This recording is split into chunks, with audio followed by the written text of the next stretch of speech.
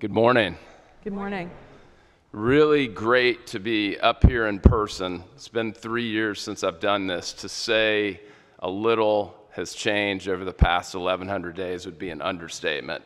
But what a lovely morning. A little bit of frost this morning on the pumpkin when I woke up. I would say this is why we live in New England. And back to the past 3 years, you as a congregation have been unbelievably generous. We've had a lot go on, and I would say thank you to that. We're going to ask you to do it again.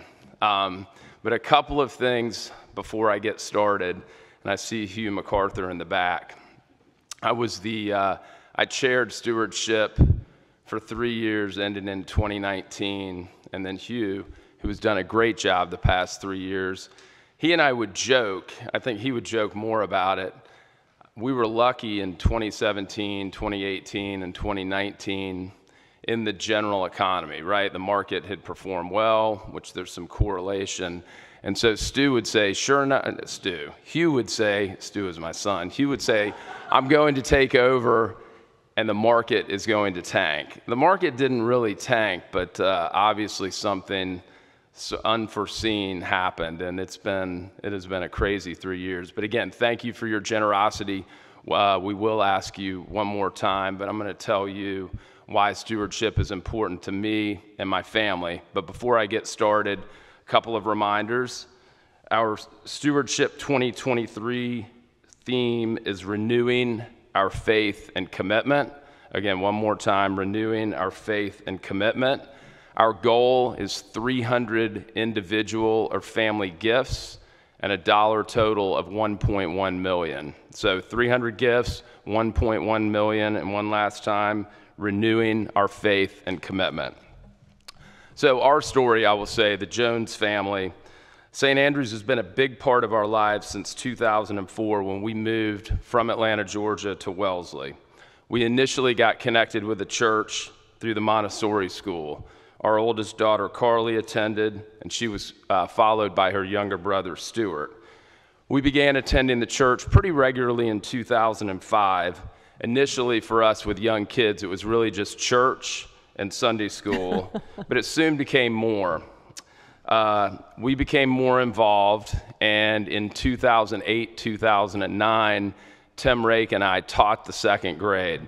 I joked this morning at 8 o'clock. I don't know if I volunteered or was voluntold, but we did end up teaching. And while we won no awards, we had a great time, and there were certainly a lot of laughs.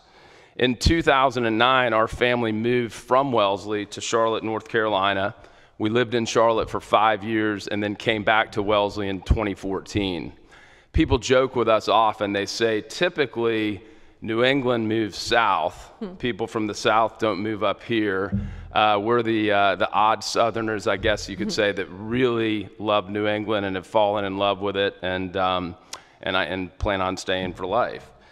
So we moved back and immediately got plugged back into the church. We stayed pretty connected while we were away, typically came up over summers, and we got involved with the bargain hall, the fall parties. Both kids were confirmed. We mentored, involved in the book club, and I joined the stewardship committee and then chaired it thereafter.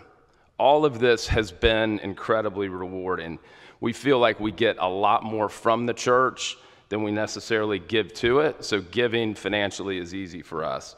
St. Andrews makes a big impact on Wellesley and Boston and has made a big impact on us, so we're motivated to keep the church strong. As we move toward the end of 2022, I ask that you think about giving to 2023 Stewardship. We make it easy. You can do it online. We'll take your credit card, check, appreciated stock, donor advised fund, and I know there are cards in the pews, and I think all of you have probably received in the mail your card at this time. So if you've not done so yet, please take some time, complete your card, and get it back to us. And thank you for what you've done in the past, and thank you in advance for your generosity and continuing to make St. Andrews the great church that it is. Have a great day. I want to thank Alan Jones for his faith and commitment.